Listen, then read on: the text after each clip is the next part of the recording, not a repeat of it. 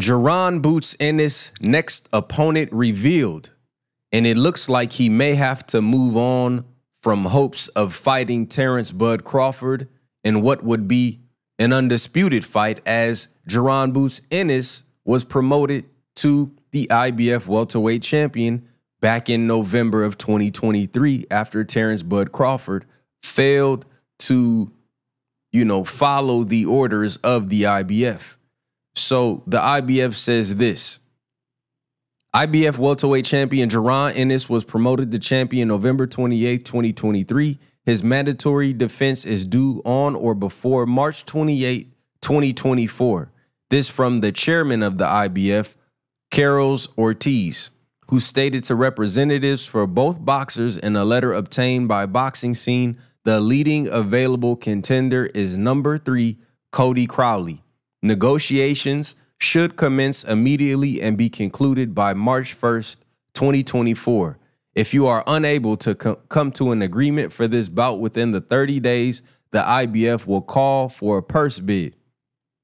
So the IBF is keeping consistent with getting their mandatories or the next in line, their title shot. That is the position Jaron Ennis was in when he wanted to fight Bud, and then Bud had a rematch clause with Errol. And so I don't know what happened. I didn't really think it was fair for the IBF to shake Bud down for his belt when they know he had a rematch clause in place to fight Errol, but clearly they do not care. It says Ennis is represented by his father and head trainer, Derek Bozy Ennis. Given his current lawsuit with estranged promoter Now Boxing Promotions, TGB Promotions, Tom Brown was named as the point of contact in negotiations for Crowley. So if you don't know much about Cody Crowley, he's 22-0 with 9 knockouts. He last fought on the Benavidez Plant undercard March 25th at the MGM in Las Vegas against Abel Ramos. He won a majority decision. And I remember in that fight saying, I would love to see this dude fight Boots. Is he of Errol's caliber, Bud's caliber? No. But remember, to the detractors and the people who keep trying to hold Boots back, you are the same ones who says he haven't fought nobody. So how do you fight somebody if you can't fight Bud, if you can't fight Errol, if you can't fight Thurman? Porter's retired. Danny is not in the weight class. In fact, Keith is not in the weight class. So again, that doesn't leave many other options. And when you have a mandatory and you have a belt, you must defend your mandatories. I'm sure you all know all about that. So you don't get to pick your mandatory. The mandatory is working in isolation to move up in the rankings of whatever belt you're holding. So one thing I know about Cody Crowley is he is a big time pressure fighter.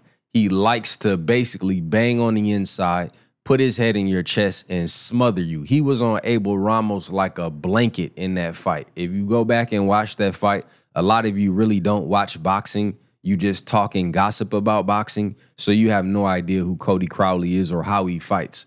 But I remember watching that fight and saying, I would love to see Boots deal with this type of pressure, deal with this dude who likes to smother you and basically, like I said, be on you like a blanket.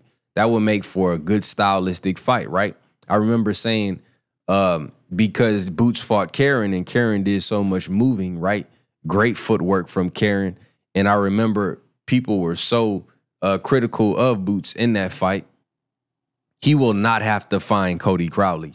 I repeat, he will not have to find Cody Crowley. Cody Crowley will be coming to him and trying to stick his head in his chest and stay there and pin him against the ropes and bang him out and all that stuff like that. He's not a big puncher. Clearly, he only has 9 knockouts, but he fights with a lot of energy, a lot of heart.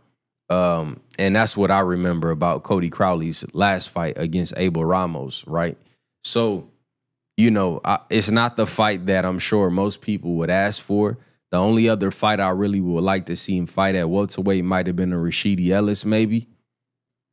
But again, there's not a whole bunch of welterweights. Maybe I think Jamal James is out there. Again, the welterweight pool is not what it used to be when Porter was active, when Danny was in the weight class, when Thurman was in the weight class, when Errol was there, Bud was there. Basically, we have one champion, or we had one champion in Bud. You know, Errol's kind of quiet. Danny moved up. He's not really in the picture. He probably wouldn't fight Boots anyway. Thurman basically wouldn't fight Boots and is moved up. Porter retired. So, again, this is what happens when you all go around saying that the man need to fight somebody else, fight somebody else, fight somebody else. Then you get an opponent where you're still not going to give him credit if he beats him. I know how this game goes. I know how the simpletons think. Boots isn't going to get any credit for smoking Cody Crowley. The only time Boots will get some credit is when he beats the guys they say that he shouldn't fight yet. He should fight somebody else, which is, it's duck talk. Let's just be honest. I'm not calling Bud a duck. I'm saying that the fans are full of it. Because you'll only give him credit if he beats a Bud, if he beats an Errol, right? He's already fought common opponents to them. He fought Delorme. He fought Chris Van Heerden, right? He's already fought common opponents. I thought the Romain Villa was a very legitimate win considering how he basically ran down Rashidi Ellis, right? And that's the only other fight I might want to see is Rashidi Ellis. Other than that, who do we have at welterweight that you all would give Boots credit for so that he could fight Bud, right?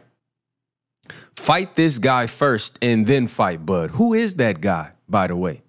Can you tell me? Who is that guy that you would see Boots fight and you'll say, okay, now you fight Bud? Who is that guy who you want to see Boots fight where you say, okay, now you fight Errol? And to me, that's trickery. Because there isn't really a guy out there that fits the bill.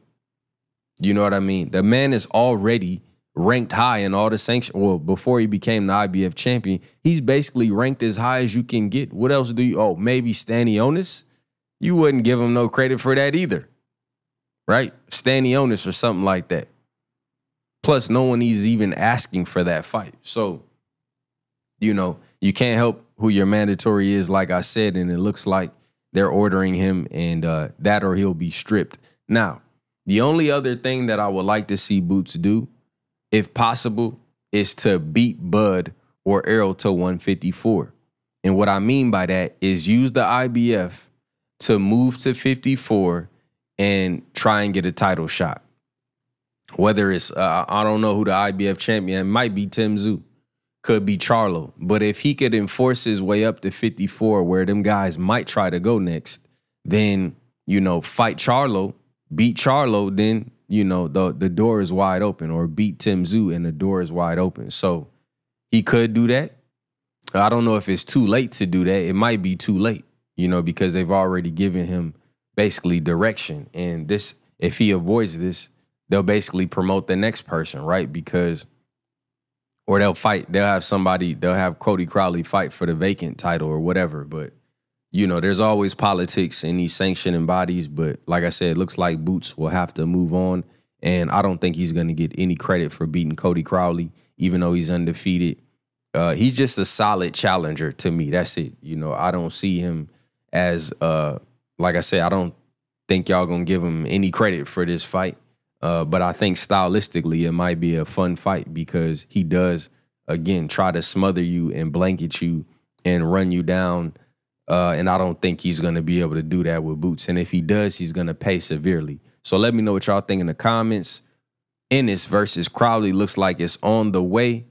Talk to me in the comments. Let me know what you think. Hit the like button. Go check out the Black Murderers Row documentary on Champside. It's the baddest brand in the land. Champside.